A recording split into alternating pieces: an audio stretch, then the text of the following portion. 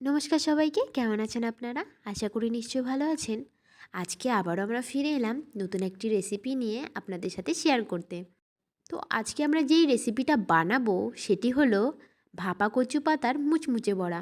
আর এই বড়াতে আমরা কোনো রকমের বেসন ও কর্নফ্লাওয়ার ব্যবহার করব না।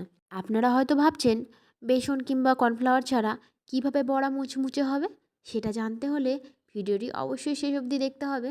তো এবার চলুন রান্নার দিকে এগিয়ে যাওয়া যাক। আপনারা ভিডিওতে দেখতেই পাচ্ছেন এখানে শিলনোড়াতে ছোলার ডাল বাটা চলছে। এই ছোলার ডালটা কিন্তু আমরা 1 ঘন্টা আগে থেকেই ভিজিয়ে রেখেছিলাম। কচু পাতার বড়াতে বেসনের বদলে এই বাটা ছোলার ডালই কিন্তু আমরা ব্যবহার করব। আপনারা এখানে দেখতেই পাচ্ছেন ডালটা খুব সুন্দর করে বাটা হয়ে গেছে। এবার এই ডালের মধ্যে আমরা সামান্য পরিমাণে আদা, জিরে ও কাঁচা লঙ্কা বাটা দিয়ে দেব।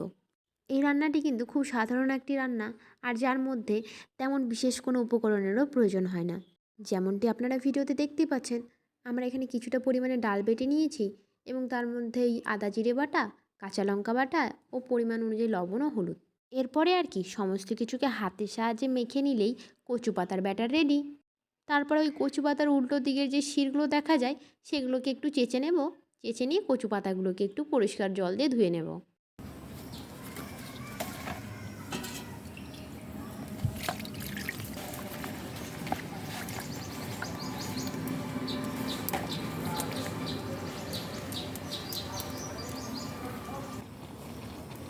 এবার আমরা ওই একটার পর একটা কচু পাতার উপরে রেডি করে রাখা ব্যাটারগুলো হাতের সাহায্যে লাগিয়ে নেব। আপনারা ভিডিওটা দেখলেই বুঝতে পারবেন আমরা কিভাবে কচু পাতার উপরে ব্যাটারটাকে লাগিয়ে নিচ্ছি।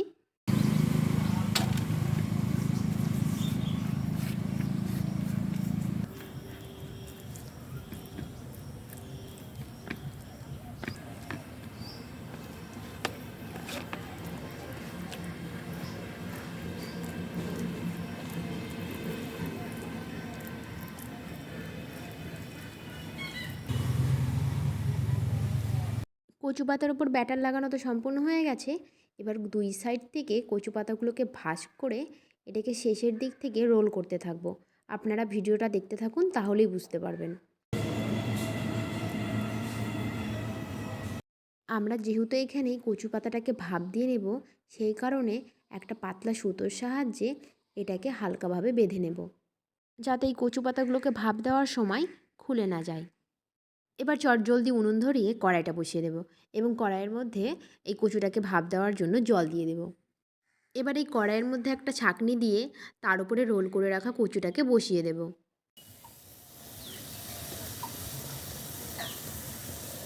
এবার এই কচুটাকে আমরা ঢাকনা দিয়ে ঢেকে 6-7 মিনিটের জন্য ভাপ দিয়ে নেব।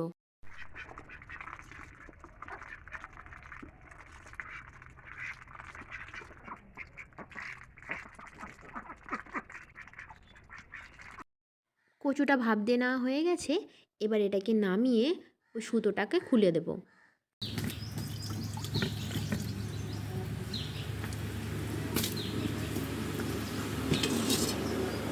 সুতোটা খুলে নেওয়া হয়ে গেছে।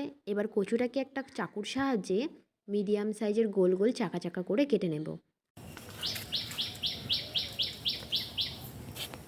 রান্না কিন্তু প্রায় আমাদের শেষের দিকে।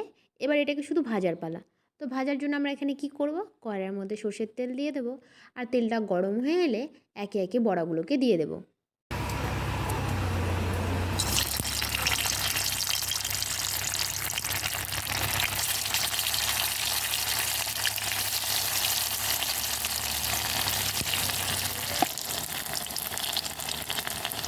আমাদের কিন্তু প্রচুর পরিমাণে শাকসবজি খাওয়া উচিত, আর এই শাকসবজির মধ্যে কচু কিন্তু অন্যতম। কচু শাকের কিন্তু অনেক উপকারিতা এবং পুষ্টিগুণে ভরপুর। এই যেমনটি ধরুন যাদের ওই রক্তে হিমোগ্লোবিনের পরিমাণ কম আছে তারা এই কচু শাক খেতে পারেন। আবার ওই যারা চোখে কম দেখেন, মানে বলতে চাইছি আর কি, যারা রাতে কম দেখে তারা কিন্তু এই কচু শাক খেতে পারে। কারণ ভিটামিন এর অভাবে কিন্তু চোখের দৃষ্টি কমে যায়। আর এই কচু শাকে কিন্তু প্রচুর পরিমাণে ভিটামিন এ থাকে। শুধুমাত্র ভিটামিন এ না, কচু শাকের মধ্যে ভিটামিন সি ও আছে। এই শাক কিন্তু হাড় গঠনেও কিন্তু সাহায্য করে। এই শাক বাচ্চা থেকে বড় সব্বাই খেতে পারে। তাই আপনারা অবশ্যই কচু শাক খাওয়ার চেষ্টা করবেন। কচু শাকের উপকারিতা কিন্তু এখানেই শেষ নয়, কচু শাকের আরও অনেক উপকারিতা আছে।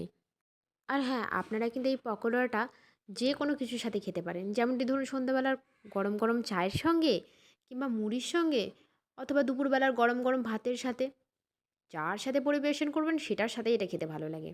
তো চলুন এবার বিদায় নেওয়া যাক। আজকের এই ভিডিওটা কেমন লাগলো আপনারা নিশ্চয়ই কমেন্ট করে জানাবেন, আর ভালো লাগলে অবশ্যই একটা লাইক করবেন। আমাদের ভিডিও নিয়ে কোনো মতামত থাকলে অবশ্যই কমেন্ট বক্সে জানাবেন। আবারও ফিরে আসবো নতুন কোনো একটা রেসিপি নিয়ে। ততক্ষণ সুস্থ থাকবেন, ভালো থাকবেন। টাটা।